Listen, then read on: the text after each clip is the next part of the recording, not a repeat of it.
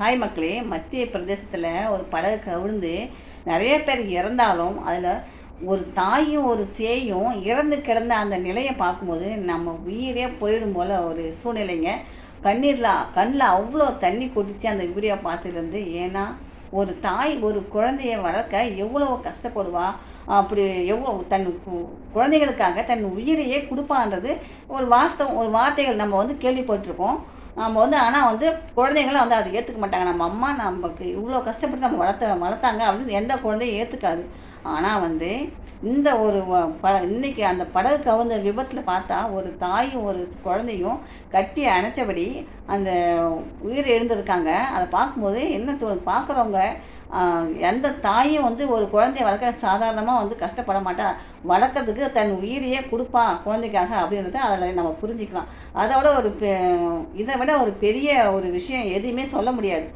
அந்த தாய்க்கு எல்லாருமே சல்யூட் வச்சுட்டு வராங்க அப்படின்னு சொல்கிறாங்க. ஏன்னா தன் குழந்தைக்காக தன் உயிரையே கொடுத்துருக்காங்க. என்னென்னா அவங்க அந்த இந்த தண்ணிக்குள்ளே முழுகின பிறகு அவங்க அந்த முழுகி மேலே நீச்சல் அடித்து மேலே தன் உயிரை காப்பாற்றிக்க அவங்களுக்கு நிறைய வாய்ப்பு இருக்குது. ஏன்னா அவங்க தண்ணியில் உள்ளே போய் அமுங்காத அளவுக்கு மேலேயே மிதக்கிற அளவுக்கு இந்த முதுகில் ஏதோ போட்டிருப்பாங்க பற்றி, அது எனக்கு சொல்ல தெரியலைங்க. அதை போட்டிருக்காங்க. ஆனால் அவங்க தண்ணிக்குள்ளே முழுக வாய்ப்பு கிடையாது. தன்னுடைய குழந்தைய கையில் பிடிச்சதுனால தான் அவங்களால நீச்சல் அடிக்க முடியல. காலால் மட்டும் தான் அடிக்கிறாங்க, கையில் அடிக்க முடியல. ஏன்னா கையில் குழந்தைய பிடிச்சிருக்காங்க. அப்படி அது இல்லாமல் குழந்தைய நம்ம உயிர் தான் முக்கியம், நம்ம குழந்தை தேவை. அவங்களும் தண்ணியில் போராடிட்டு தான் இருக்காங்க, அவங்க உயிருக்காகவும் குழந்தை உயிருக்காகவும். தன் உயிர் தான் பெருசுன்னு அவங்க நினச்சிருந்தாங்கன்னா அந்த குழந்தைய விட்டுட்டு அவங்க மேலே அவங்க உயிரை காவந்து பண்ணியிருக்கலாம். ஆனால் எந்த சூழ்நிலையிலும் நம்ம குழந்தைய நம்ம விட்டுறக்கூடாது, எப்படியா நம்ம காப்பாற்றணும் அப்படின்னு சொல்லி தான் முடிஞ்ச வரைக்கும் தன் உயிரை கொடுத்து அந்த குழந்தைக்காக போராடி உயிரையே விட்டுருக்காங்க. ஆனால் தயவு செஞ்சு எந்த முதியோர்களையும் கொஞ்சம் அனாதை ஆசிரமத்துலேயும் முதியோர் இல்லத்தையும் கொஞ்சம் சேர்க்காதீங்க. இதை விட பெரிய பாவம் உங்களுக்கு எதுவுமே கிடையாதுங்க. அதில் ஒன்று பாருங்கள், அந்த படகுல ஏறி எல்லோரும் போயிட்டுருக்கும்போது அந்த படகு கொஞ்சம் தூரம் போனே நிறையா அலைகள் வந்துருக்குது, காற்று அடிச்சிருக்குது, வேகமாக காற்று அடிச்சிருக்கு. அதுக்கு எல்லாம் சொல்லியிருக்காங்க, நீங்கள் மறுபடியும் படகை முன்னோக்கி செலுத்தாதீங்க, எங்களுக்கு வர விருப்பம் கிடையாது, எங்களுக்கு ஏதோ ஆபத்து நடக்கிற மாதிரி தெரியுது, எங்களை கரையிலே விட்டுருங்க அப்படி சொல்லியிருக்காங்க. ஆனால் அந்த படகு ஓட்டுறவங்க அதை காதுலேயே வாங்கலை. நீங்கள் என்ன சொல்கிறது, நானாக கேட்குறதுன்ற மாதிரி அவங்க மறுபடியும் படகை முன்னோக்கியே ஓட்டிகிட்டு போயிருக்காங்க.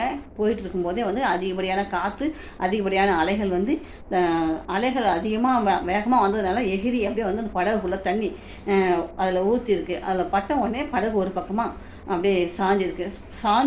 அந்த சாஞ்ச பிறகு தான் எப்பயுமே படகுல ஏறின பிறகே பாதுகாப்புக்காக தண்ணியில் மக்கள் ஏதாவது ஒரு சூழ்நிலை தண்ணியில் விழுந்துட்டாங்கன்னா அவங்க உயிரை அவங்க காமத்து பண்ணிக்கிறதுக்காக அந்த ஒரு இது மாதிரி போடுறாங்க. அது எனக்கு சொல்ல தெரியலிங்க, அதுக்கு பேர் என்னன்னு தெரியல. ஒரு சட்டை மாதிரி போட்டிருக்காங்க. அது தண்ணியில் முழுகாமல் அவங்கள கரையில் கொண்டு சேர்க்கும், நீச்சல் அடித்து வந்துடலாம்.